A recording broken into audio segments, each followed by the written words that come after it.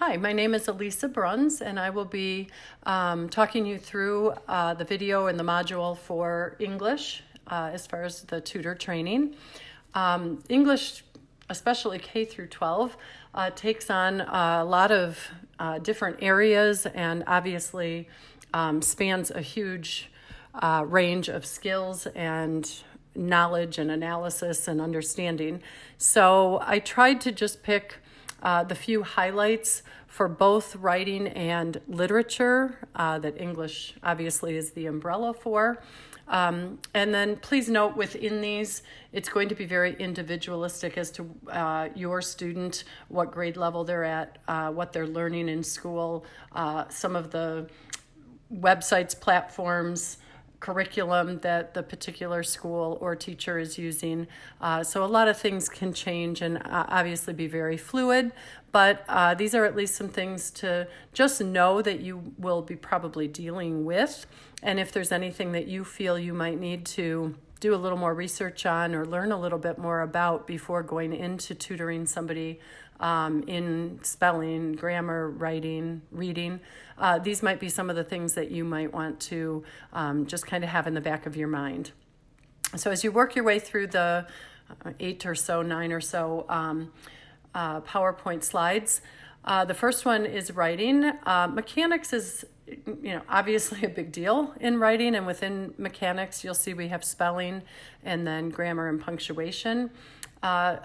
These things we're finding some of the kids are really struggling with. We live in an age of Zoom. We live in an age of social media. We live in an age of everything is very quick and abbreviated and not a lot of need for paying attention to some of the technicalities and the details. So keep in mind that as you work with students, really truly from young age, through high school, but certainly once they're old enough to be using social media and using texting or messaging, that a lot of them struggle with capitalizing pronouns like I or spelling words correctly because when they message their friends and post things to their friends, these things are not important in their communication. So we've got to help them to differentiate between what's okay out there in the social world, in the slang world, in the conversational world, as opposed to the academic world. So mechanics, spelling, a couple suggestions. Obviously, we use different spelling curriculums.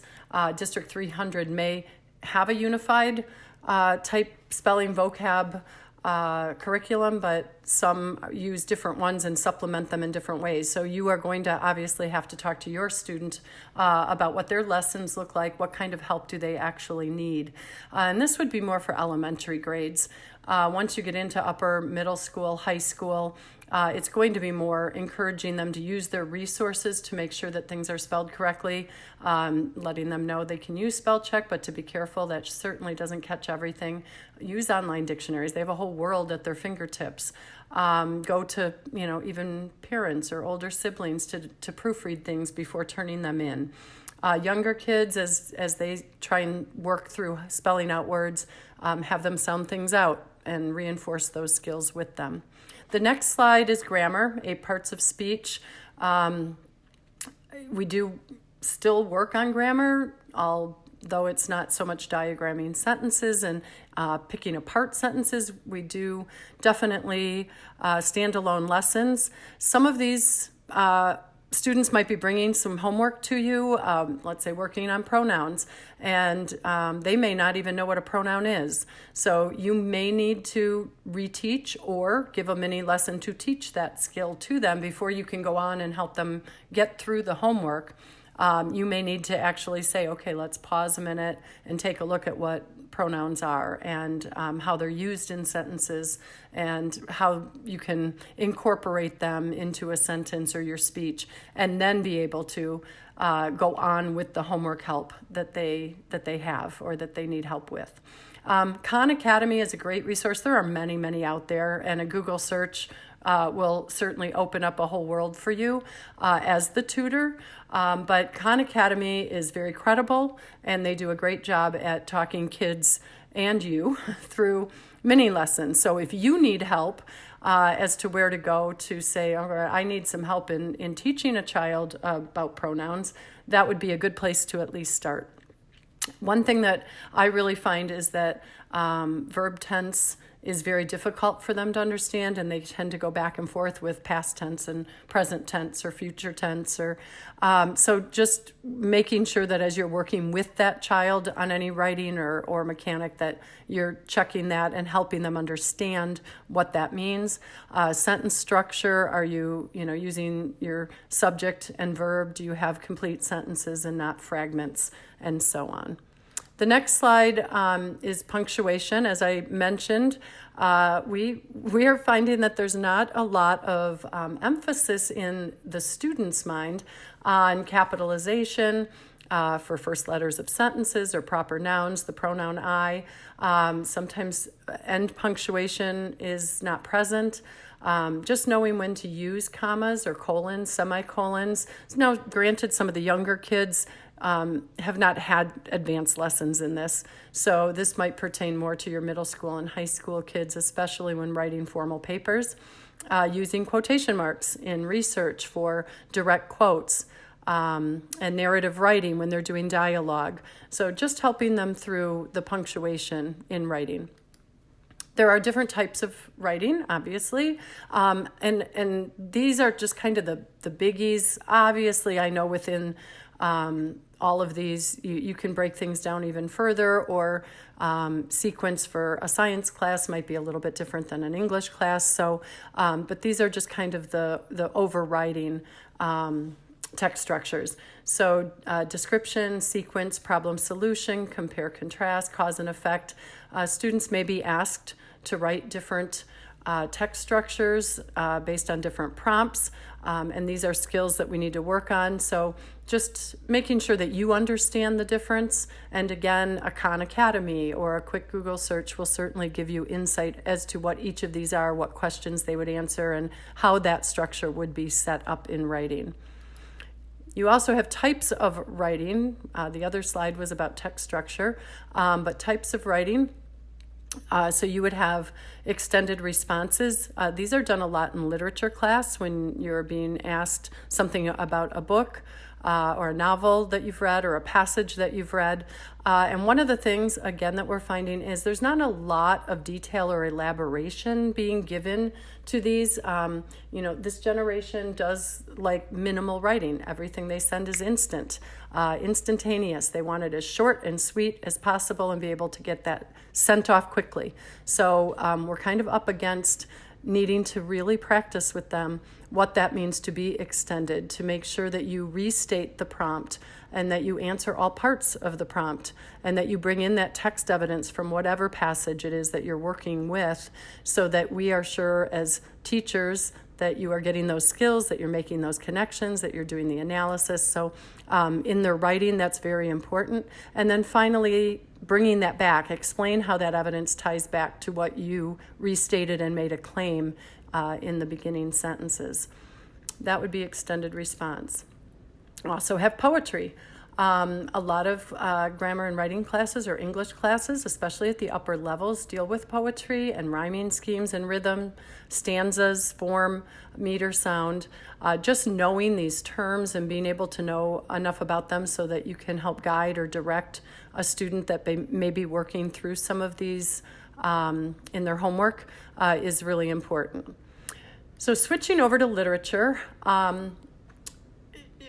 most of the high school classes that I know kind of have more English as the overriding umbrella, and then they deal with literature and writing in both in that class. Now, for me at the middle school I happen to be at, we have two separate classes. Grammar and writing is a class, and then literature is a class. So your student, may have one or the other of these, and so it all comes under English, but certainly it may be set up in a different way than one of the other students you might be working with.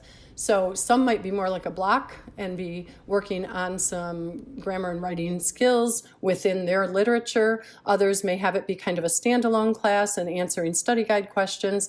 But again, These are terms that you'll be using when you are helping a child with literature or reading, otherwise known as reading. Text types that you might see in literature: descriptive, narrative, informational, argumentative. Genres, again, there are a few others, but these are the biggies. Fiction, and within fiction, historical fiction, science fiction or realistic fiction, nonfiction or informational text reading, fairy tales, fables, fantasy, short story, tall tales, folklore. In the upper levels, we deal primarily with fiction and nonfiction, and then in the lower levels, they tend to bring in fairy tales. They'll talk about fables and some tall tales, but you can certainly see it at any grade level. There's so many figurative language techniques: similes, metaphors, hyperbole, personification, onomatopoeia, alliteration, assonance, consonants, idioms, puns, oxymorons. So again, just familiarizing yourself with what figurative language terms are out there and what they actually mean.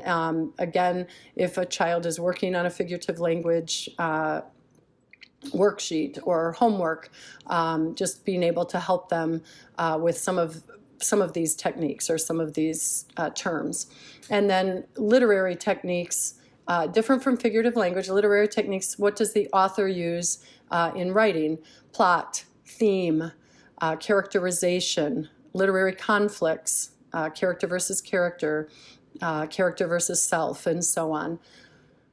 And then finally, things to keep in mind when helping a child with reading. And these are good points for both, elementary and older kids.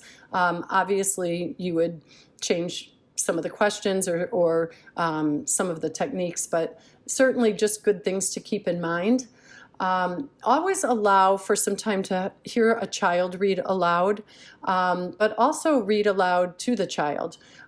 This is really important because good reading that the child hears is important, and not every child is getting read to at home or can hear what a good reader sounds like. And so that's really important to read aloud, but it's also really important to have your student that you're working with read to you so that you can get a little bit of a handle on what that child is like as far as fluency. Are they stopping at every word? Are they going too fast and just kind of blurring through words as a way to kind of cope for maybe not having the skills that they need? And those things are really important for you to be able to pick up on and then bring to the attention of somebody and say, hey, I'm concerned here about this fluency, or being able to say this student reads really well, and you being able to tell that child that and give them that confidence. A way to check for comprehension: there's a couple quick ways. Read a passage together. Again, that can be you read a page and they read a page, or you read a couple pages and then have them just read a paragraph, depending on the comfort level the student has. But stopping and asking little short comprehension questions at the end of a passage or a page or a chapter, just to check for comprehension and understanding. Or you could maybe ask your student to summarize what was read. Again, it'll depend on the skill level and the age of the child that you're working with. Encourage your child to annotate. Now, obviously, if it's a novel-based program and the novels are from school, you can't have the student annotate or write in the book, but I love Post-it notes, and I encourage my kids to take Post-it notes and jot down little things and stick them in the book.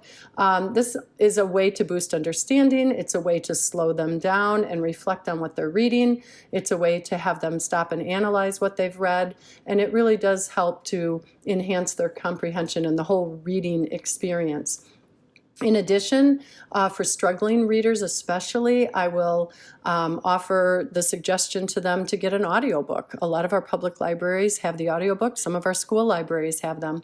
But I also make sure, and I encourage you to make sure too, that you let them know that they should listen to the audiobooks, but should also be reading along so that they're getting it both audio and visual, and not just saying that they're listening, but daydreaming and tuning out.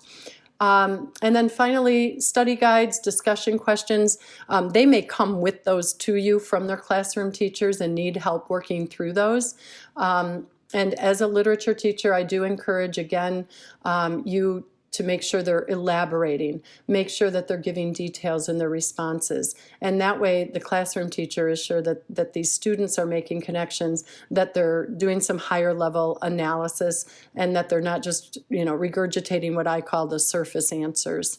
Again, elementary students, that's going to differ very greatly from a junior in high school. That's on a whole different level of analyzing, making analysis of literature.